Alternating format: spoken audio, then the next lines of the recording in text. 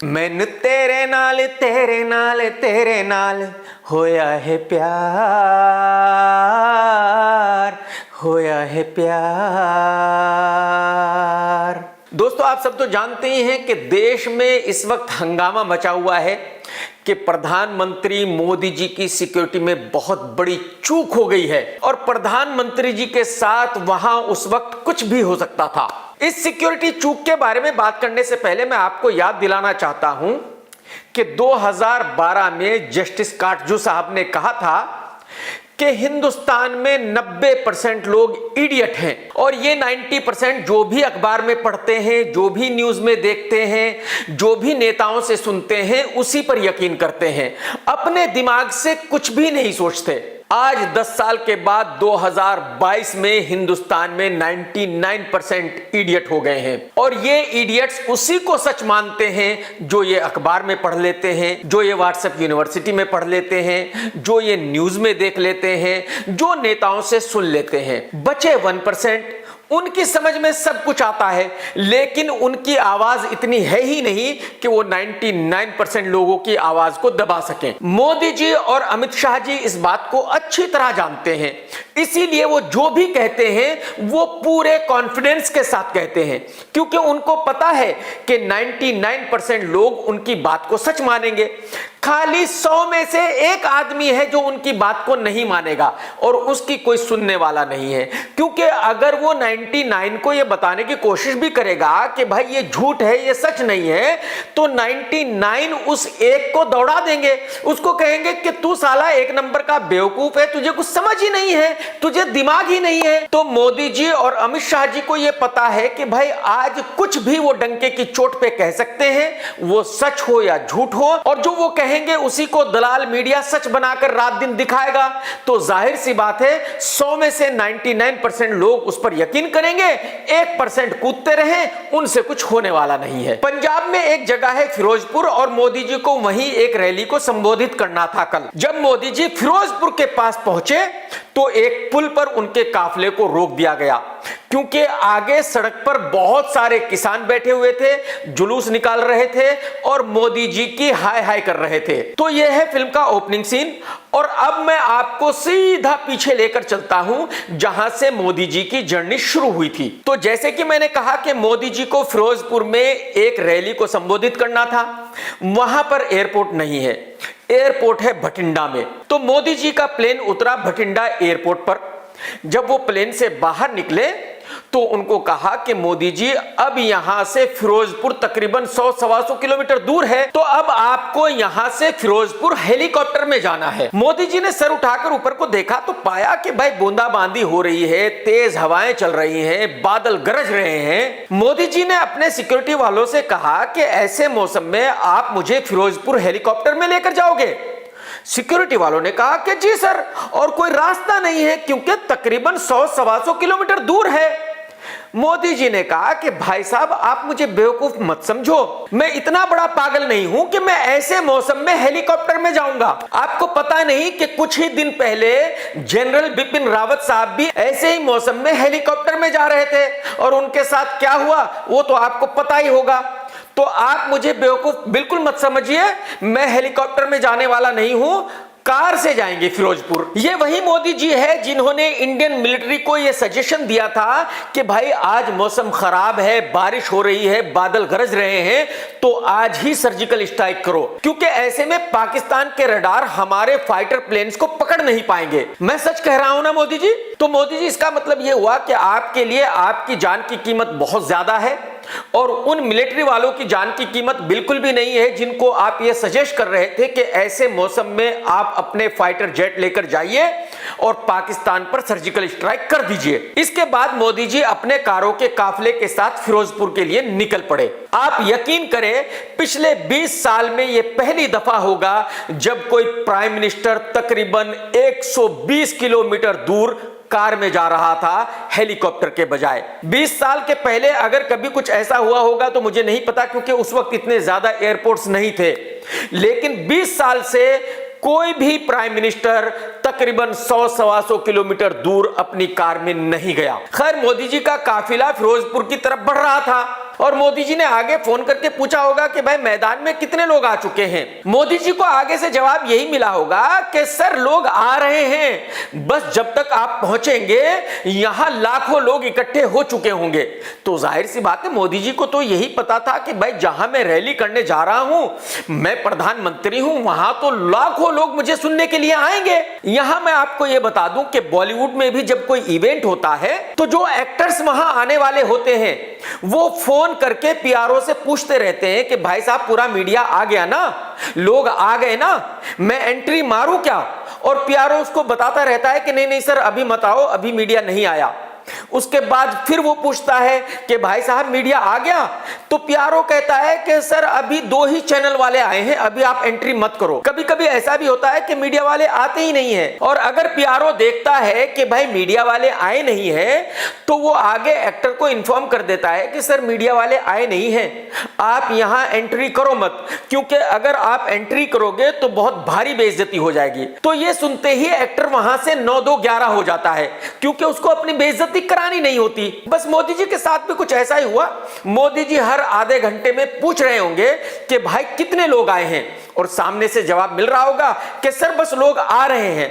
लेकिन कमाल यह है कि वहां कोई भी मोदी जी को सुनने के लिए आ ही नहीं सकता था। उसका रीजन यह था कि जहां पर रैली होने वाली थी वहां पर जितने भी रास्ते आते थे उन सभी रास्तों पर किसान इकट्ठे हो गए थे, और किसानों ने पूरा इंतजाम कर दिया था कि मोदी जी की रैली में कोई भी ना जाए, मोदी जी की रैली बिल्कुल खाली रहे, मोदी जी आए और खाली मैदान पर अपना भाषण देकर वापस चले जाए। यानी कि किसानों ने मोदी जी को नीचा दिखाने की पूरी तैयारी कर रखी थी। अब जब मोदी जी नजदीक पहुंच गए तो जाहिर सी बात है जो ऑर्गेनाइजर्स थे उनके पास इसके अलावा कोई चारा नहीं था कि वो मोदी जी को बता दें कि सर यहां एक भी आदमी नहीं है, अगर आप यहां आओगे तो बहुत भारी बेइज्जती हो जाएगी, यहां आपका भाषण सुनने के लिए किसानों ने किसी को आने ही नहीं दिया। यह सुनते ही मोदी जी ने अपनी कार को वहीं रुकवा दिया जहां वो उस वक्त ब्रिज पर थे, और उन्होंने दिल्ली फोन लगाया होगा और कहा होगा कि भाई मीडिया को इन्फॉर्म कर दो कि मेरी सिक्योरिटी में बहुत भारी चूक हो गई है, मेरे साथ कुछ भी हो सकता है। अब जैसे ही मोदी जी का काफिला उस ब्रिज पर रुका वैसे ही सारे टीवी चैनल्स पे ब्रेकिंग न्यूज चालू हो गई कि मोदी जी की सिक्योरिटी में बहुत भारी चूक हो गई है और मोदी जी इस वक्त एक ब्रिज पर अपनी कार में रुके हुए हैं, मोदी जी के साथ कुछ भी हो सकता है। अब आप जरा सोच कर देखिए कि जबकि मोदी जी को पहले ही पता था कि भाई किसानों ने उस मैदान को चारों तरफ से घेरा हुआ है, किसान किसी को भी वहां जाने नहीं दे रहे हैं जहां उनका भाषण होने वाला है, और मोदी जी को ये तो पहले से ही पता था कि भाई उस सड़क पर भी किसान बैठे हुए हैं जिस सड़क से वो जा रहे हैं, क्योंकि मोदी जी तो चौपर से जाने वाले थे, मोदी जी सड़क से जाने वाले थे ही नहीं। तो जब वो खुद ही अपनी कार में सड़क से जा रहे थे और उनको पता था कि उस सड़क पर किसान बैठे हुए हैं, तो फिर सिक्योरिटी में चूक कैसे हुई? और जैसे ही मोदी जी का काफिला उस ब्रिज पर रुका वैसे ही टीवी चैनल्स वालों को यह कैसे पता चल गया कि मोदी जी की सिक्योरिटी में चूक हो गई? अरे भाई कोई भी वजह हो सकती है वहां रुकने की, गाड़ी खराब हो सकती है, या मोदी जी ये कह सकते हैं कि भाई नहीं आगे नहीं जाना, पीछे वापस चलना है। लेकिन आप अंदाजा लगाइए कि पूरे दलाल मीडिया को यह फौरन पता चल गया था कि भाई मोदी जी की सिक्योरिटी में चूक हो गई है, और इसीलिए उन्होंने ब्रेकिंग न्यूज दिखाना शुरू कर दिया था। तो जैसे कि मैंने आपको पहले बताया कि जब बॉलीवुड में किसी इवेंट में पूरा मीडिया नहीं आता तो एक्टर वहां एंट्री नहीं करता, वो वहां से 9-2-11 हो जाता है। बस ठीक उसी तरह मोदी जी को एक्चुअली वापस जाना था, क्योंकि जहां मोदी जी का भाषण होने वाला था वहां तो कोई था ही नहीं। मोदी जी को खुद ही स्टेज पर खड़ा होना था, भाषण देना था और खुद ही सुनना था। तो मोदी जी के पास इसके अलावा और कोई चारा नहीं था कि वहीं से अपने काफिले को वापस मोड़ दिया जाए। अब ऐसे तो काफिला मोड़ा नहीं जा सकता था, यह तो नहीं कहा जा सकता था कि भाई मोदी जी को कोई सुनने आया ही नहीं। तो जाहिर सी बात है वापस जाने के लिए कोई तो रीजन देना था, कोई तो ऐसा स्टंट करना था जिससे खूब पब्लिसिटी मिले, क्योंकि मोदी जी को अच्छी तरह पता है कि जो दिखता है वही बिकता है। और आपको याद ही होगा कि जब इलेक्शन हो रहे थे तो इलेक्शन से ठीक पहले सर्जिकल स्ट्राइक हुई थी। उस सर्जिकल स्ट्राइक का मैंने रिव्यू किया था और मैंने उस वक्त यही पूछा था कि मोदी जी, अगर यह सर्जिकल स्ट्राइक हुई है तो मुझे पूरी उम्मीद है कि आप हर 6 महीने या 1 साल में सर्जिकल स्ट्राइक करते ही रहेंगे और पाकिस्तान के आतंकवादियों को फुल कंट्रोल में रखेंगे। लेकिन आपने देखा कि उस सर्जिकल स्ट्राइक के बाद आज तक कोई सर्जिकल स्ट्राइक नहीं हुई। हां, हो सकता है कि 2024 में इलेक्शन होने से पहले एक बार फिर सर्जिकल स्ट्राइक हो जाए। खैर, मीडिया के हिसाब से मोदी जी उस ब्रिज पर अपनी कार में 15 मिनट तक रुके, क्योंकि आगे जा नहीं सकते थे, आगे किसान थे, पीछे तो कोई नहीं था, तो पीछे मुड़कर वापस चले जाते मोदी जी। 15 मिनट तक वहां वेट क्यों कर रहे थे, मेरी समझ में नहीं आई बात। खैर चलिए जी, अगर वहां से 1 किलोमीटर या 2 किलोमीटर आगे किसान बैठे भी थे तो मोदी जी को जाना चाहिए था और उनसे बात करनी चाहिए थी। मोदी जी अपने ही किसानों से इतने डरते क्यों हैं? मोदी जी अपने ही लोगों से इतने डरते क्यों हैं? भाई, मोदी जी तो अच्छे आदमी हैं। मोदी जी प्राइम मिनिस्टर बने हैं उन्हीं लोगों के वोटों की वजह से। तो जिन लोगों ने उनको वोट देकर पीएम बनाया है, वो उन लोगों से बात करना क्यों नहीं चाहते? वो उन लोगों से मिलना क्यों नहीं चाहते? मोदी जी को उनसे डर क्यों लगता है?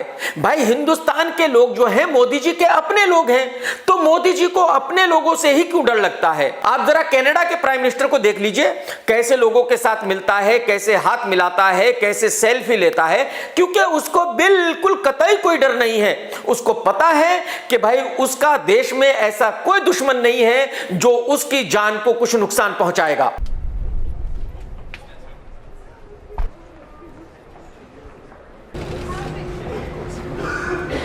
लेकिन मोदी जी को इतना डर लगता है कि मोदी जी अगर अपने लोगों से 1 किलोमीटर दूर भी हैं तो वहां भी उनको ऐसा लगता है कि उनको कुछ ना कुछ हो जाएगा, उनके साथ कोई कुछ ना कुछ गलत कर देगा। ऐसा कैसे मोदी जी? मोदी जी, आप तो खुद ही कहते हैं कि भाई हम तो फकीर हैं, झोला लेकर निकल पड़ेंगे। सुन लीजिए जरा। अरे हम तो फकीर आदमी हैं, झोला लेके चल पड़ेंगे जी। और आप खुद ही कहते हैं कि मैं तो प्रधानमंत्री हूं ही नहीं, मैं तो देश का चौकीदार हूं। तो सर, देश का चौकीदार तो देश के लोगों से नहीं डरेगा। मोदी जी सड़क पर सिर्फ 15 मिनट के लिए रुके और वो भी अपनी लग्जरी कार में बैठे रहे। चारों तरफ Z+ सिक्योरिटी थी, फिर भी मोदी जी को इतना गुस्सा आया और मोदी जी ने लाखों किसानों को 15 महीने सड़क पर बैठा करके रखा। उन किसानों को बेचारों को फिर भी गुस्सा नहीं आया, फिर भी मोदी जी को यह नहीं लगा कि उन किसानों के साथ मोदी जी को ऐसा नहीं करना चाहिए। अगर वो किसान कुछ बोलते थे तो उनको आतंकवादी कहा जाता था, इसलिए वो किसान बेचारे चुपचाप गर्मी, सर्दी, आंधी तूफान में वहीं बैठे रहे और तकरीबन 700 किसानों की मौत हुई, 700 किसान शहीद हो गए। और मोदी जी कहते हैं कि कोई भी किसान नहीं मरा। बीजेपी के एक पॉलिटिशियन हैं सत्यपाल मलिक जी, वो मेघालय के गवर्नर हैं। जब वो मोदी जी से मिले तो उन्होंने कहा कि सर, प्रोटेस्ट करते हुए 700 किसानों की मौत हो गई तो उनको कुछ मुआवजा देना चाहिए। तो मोदी जी ने कहा कि भाई वो 700 किसान क्या मेरे लिए मरे हैं? आप खुद ही सुन लीजिए। मैं जब किसानों के मामले में प्रधानमंत्री से मिलने गया तो मेरी 5 मिनट में लड़ाई हो गई उनसे। वो बहुत घमंड में थे। जब मैंने उन्हें कहा हमारे 500 लोग मर गए, तुम तो कुतियां मरती है तो चिट्ठी भेजते हो, तो उसने कहा मेरे लिए मरे। तो ये सारी सिचुएशन देखकर मेरी समझ में एक ही बात आई कि मोदी जी को हिंदुस्तानियों से बहुत डर लगता है, उन्हीं लोगों से जिनके वो पीएम हैं, उन्हीं लोगों से जिनके वोटों से वो पीएम बने हैं, उन्हीं लोगों से उनको डर लगता है जिनको वो कहते हैं कि मैं प्रधानमंत्री नहीं, मैं तो आपका सेवक हूं। तो हकीकत यह है कि कल जो मोदी जी की सिक्योरिटी में चूक हुई है वो ठीक वैसी ही चूक थी जैसी कि सर्जिकल स्ट्राइक थी, क्योंकि इलेक्शन आने वाले हैं आगे, तो मोदी जी को पब्लिक की सिंपैथी चाहिए, मोदी जी को किसी भी हाल में सिर्फ और सिर्फ कुर्सी चाहिए, उसके लिए उनको कुछ भी करना पड़ जाए। टेक केयर दोस्तों, सत्यमेव जयते। दोस्तों, अगर आपको मेरा वीडियो पसंद आया है तो लाइक जरूर करो। भाई साहब, अगर आपने वीडियो देखा है तो लाइक आपको करना ही पड़ेगा, 1 सेकंड लगेगा। चैनल सब्सक्राइब करना है नहीं करना है आपकी मर्जी है। घंटी दबा दो, क्योंकि अगर आप घंटी दबाओगे तो जब मैं नया वीडियो डालूंगा आपको पता चल जाएगा। घंटी नहीं दबाओगे पता नहीं चलेगा, तो दबा दो।